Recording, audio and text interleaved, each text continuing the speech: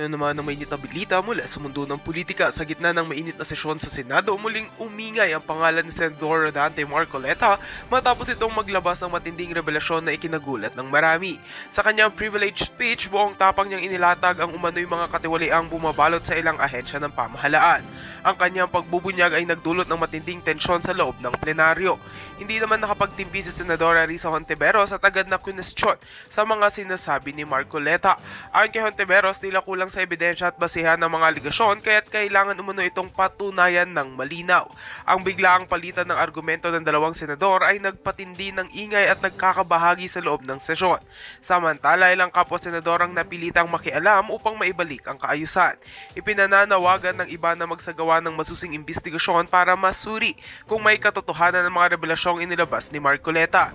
Gate ng publiko, hindi dapat palampasin ang mga ganitong pahayag dahil nakasalalay dito ang kredibilidad ng Senado. Sa ngayon, wala pang opisyal na aksyon ang pamunuan ng Senado, ngunit inaasahang sisimulan ang pagdinig sa mga paratang sa mga susunod na araw. Habang mainit pa ang issue, nananatiling nakatutok ang taong bayan sa magiging resulta ng revelasyon ni Marcoleta at kung paano ito haharapin ni Senadora Hontiveros at ng buong Senado. At yan nga ang mga balitang ating pagkakatutukan, at kung bago ka pa lamang sa aking channel ay huwag kakalimutang mag-like, share and subscribe para updated ka sa mga bagong balita dito sa Tatak Pinas.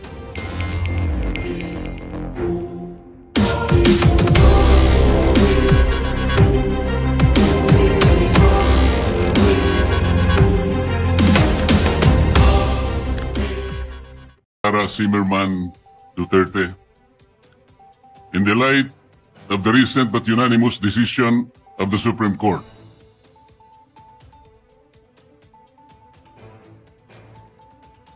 Mr. President, this decision was promulgated on July 25, 2025, declaring said complaint to be unconstitutional, void ab initio, violative of due process, and that the Senate in the first place did not acquire jurisdiction over it. Take note, Mr. President, it even said that the decision is immediately executory.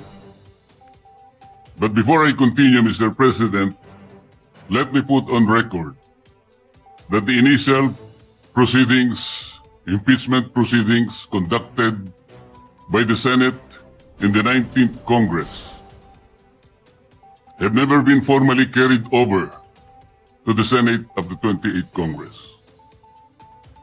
I do not know, and I'm not aware, I cannot recall of any action so far taken by this august chamber to the effect that the initial impeachment proceedings, which were deemed to have been terminated at the expiration of the 19th Congress at noon of June 30, 2025, have been miraculously brought to life into the present Congress.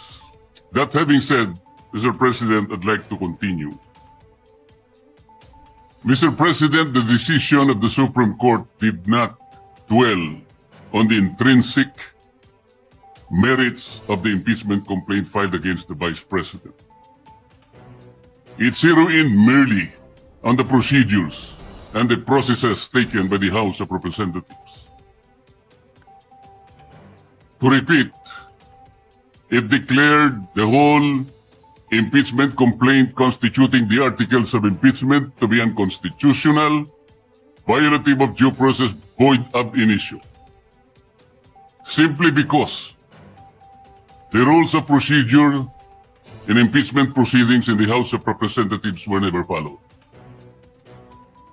And they violated the one-year ban on multiple impeachment complaints as prescribed under Article 11, Section 3, Paragraph 5, which says that no impeachment proceedings shall be initiated against the same official more than twice within a period of 1 year. Napakasimple po ng sinasabi doon, Mr. President.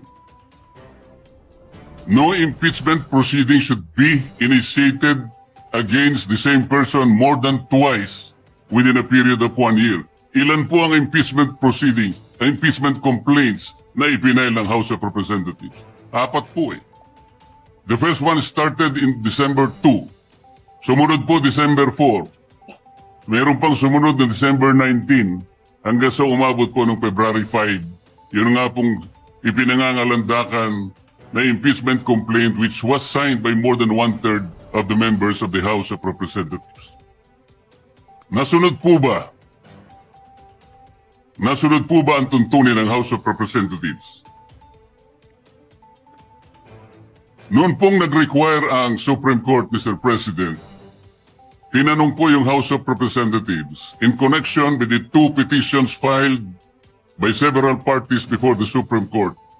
One of the items required by the Supreme Court is for the House to give the status of the first 3 complaints filed.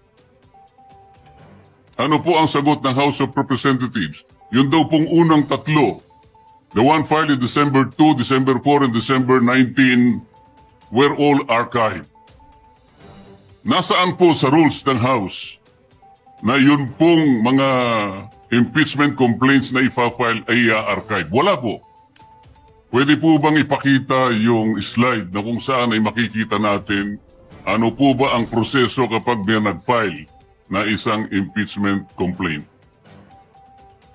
Ayan po yung Rule 2. Ang sinasabi po sa Rule 2, Mr. President,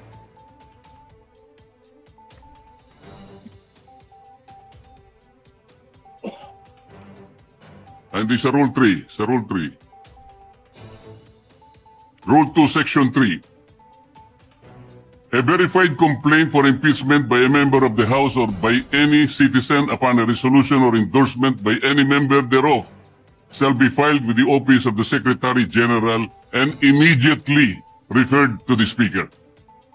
Bakit hindi po nasunod ang tuntunin na ito, Mr. Speaker?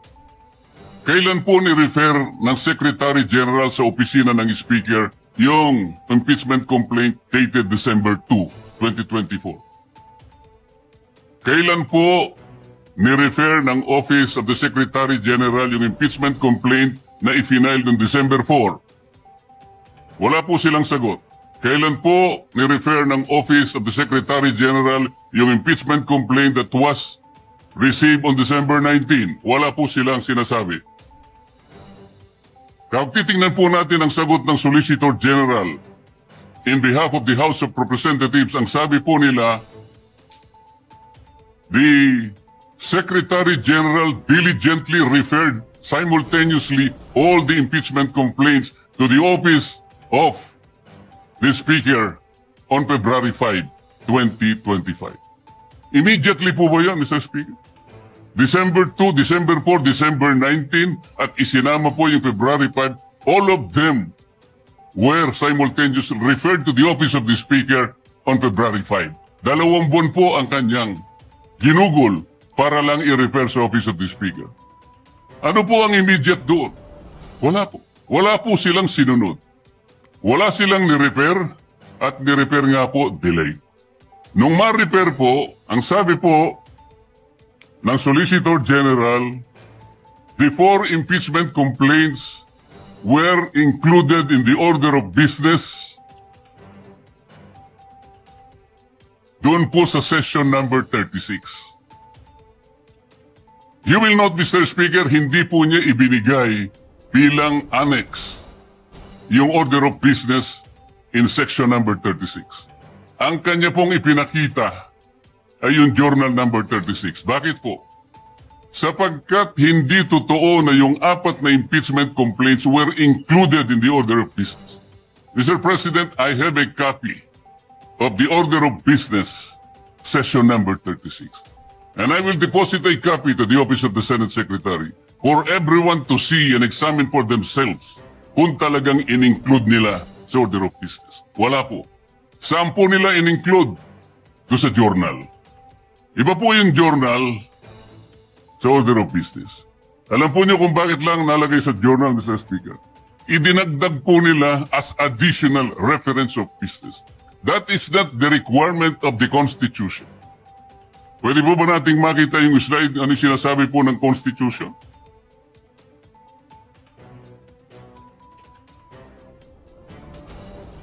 A verified complaint for impeachment may be filed by the member of the House. Blah, blah, blah. Ang sinasabi po rito,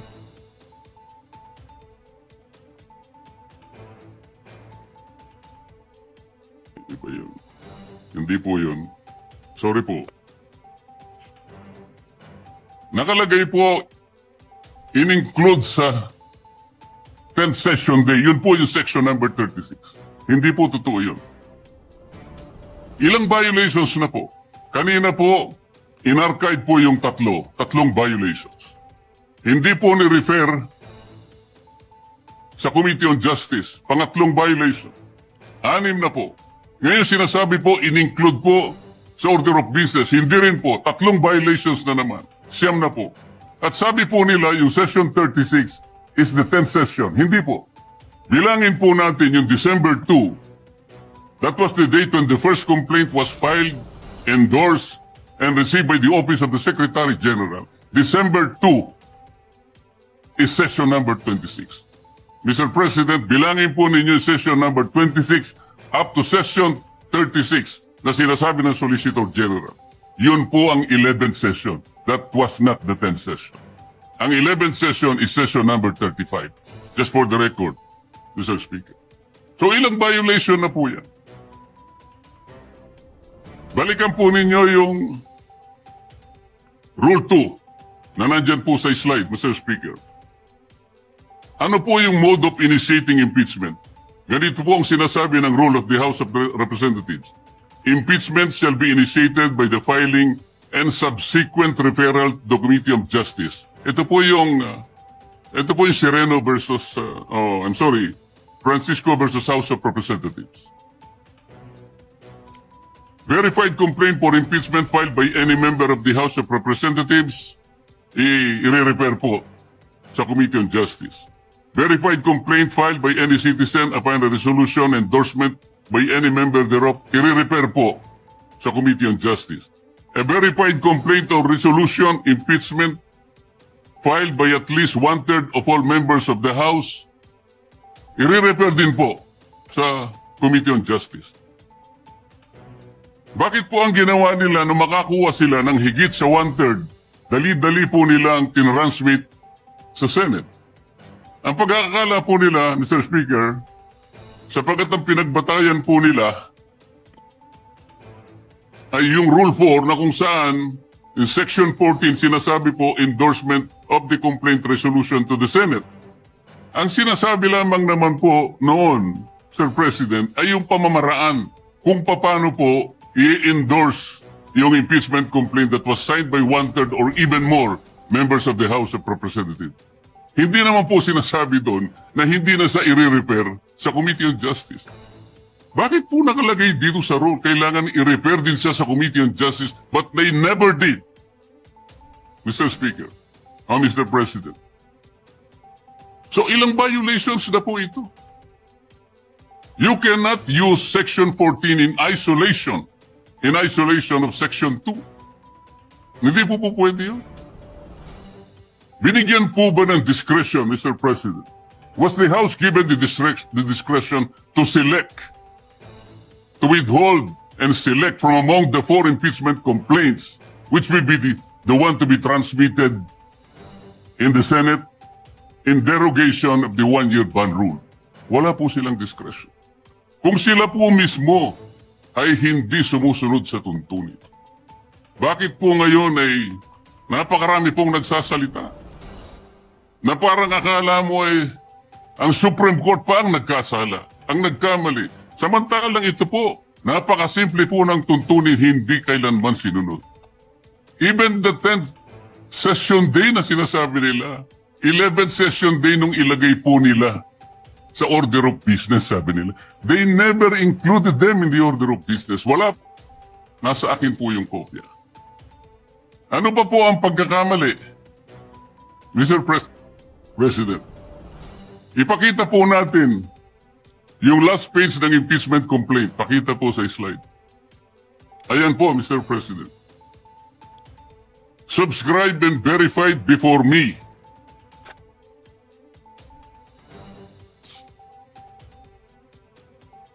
Sabi po ng Secretary General. Saan ba yung kopya ko rin?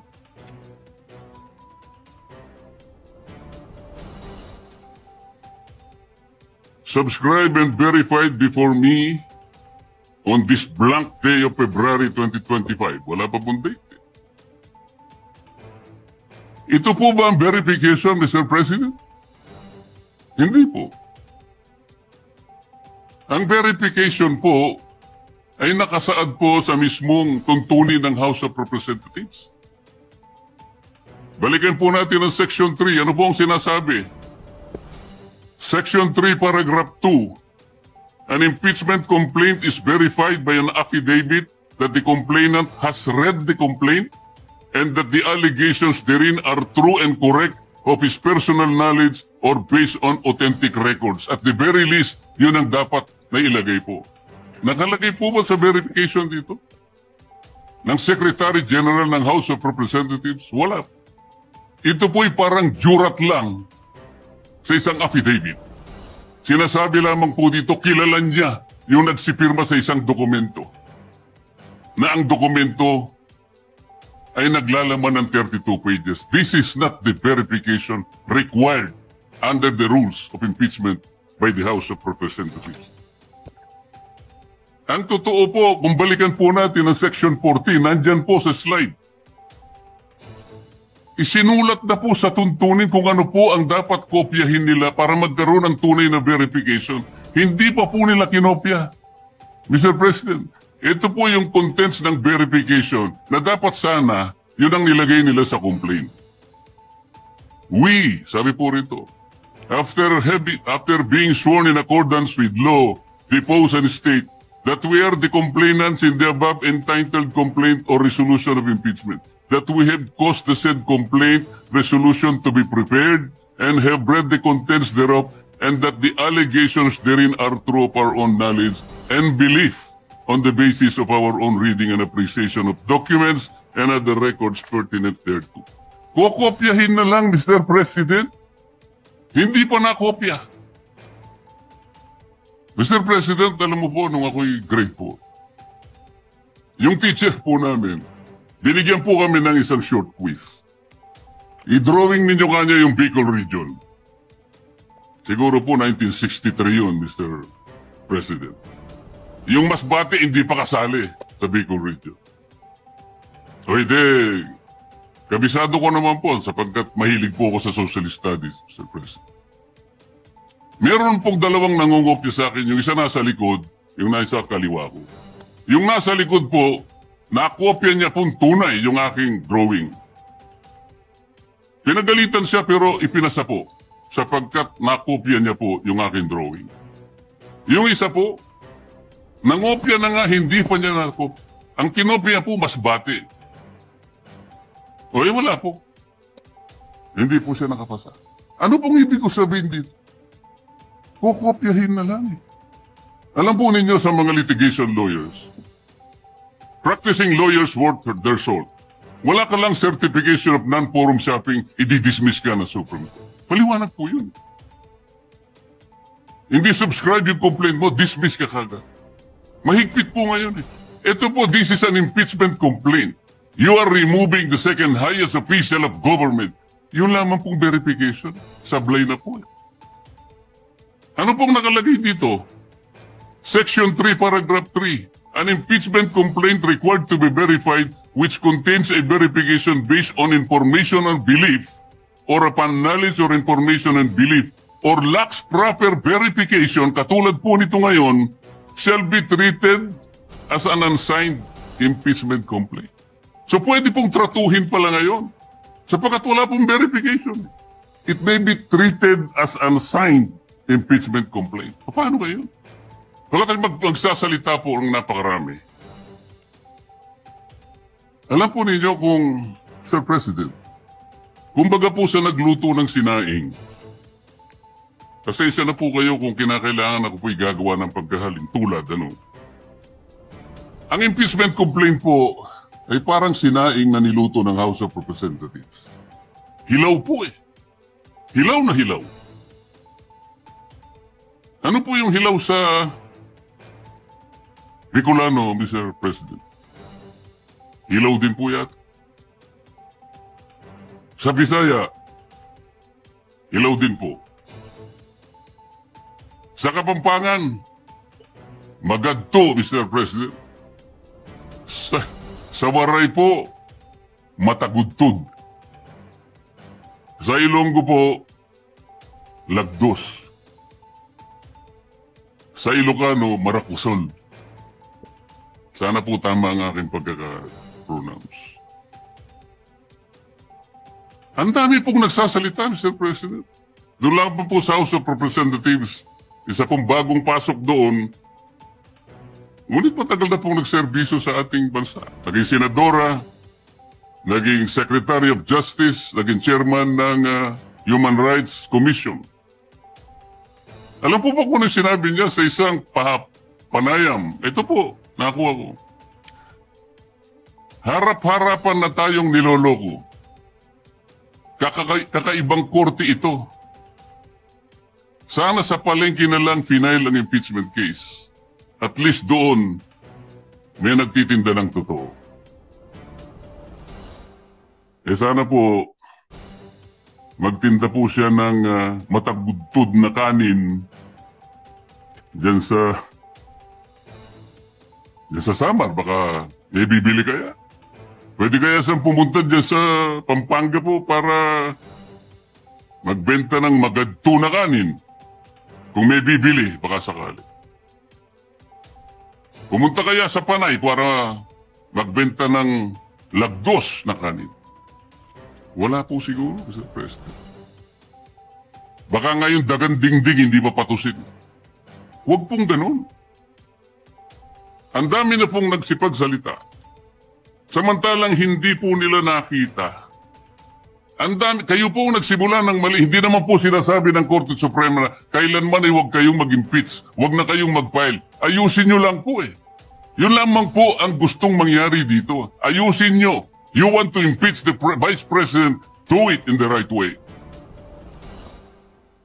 Hindi naman po tinignan ang merito eh. Ang sinasabi yung proseso, hindi po nyo sinunod eh. Sinasabi na nga, walang impeachment complaint bukod sa isa. Laban sa isang opisyal sa loob ng isang akalain mo namang 4 po kagad ang ipinag. Pagkatapos yung 4, i-consider mo na isa. Hindi naman po yata tama yun, Mr. President.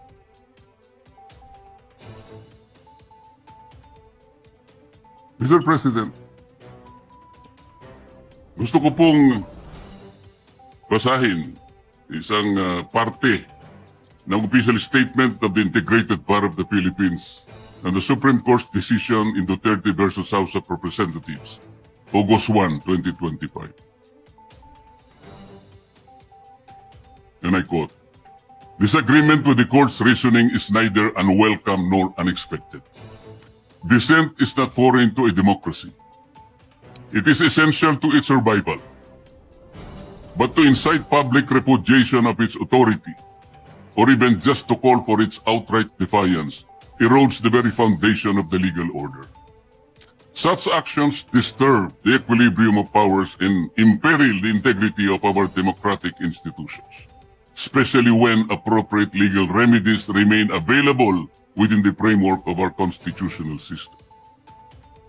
If every adverse ruling becomes an invitation to disobey, the law ceases to be a constraint on power and becomes its casualty. The Constitution does not require agreement. It demands adherence." Ang sinasabi po ng mga ibang kasama natin, magpapile pa naman ng motion for reconsideration. Bakit hindi natin hintayin?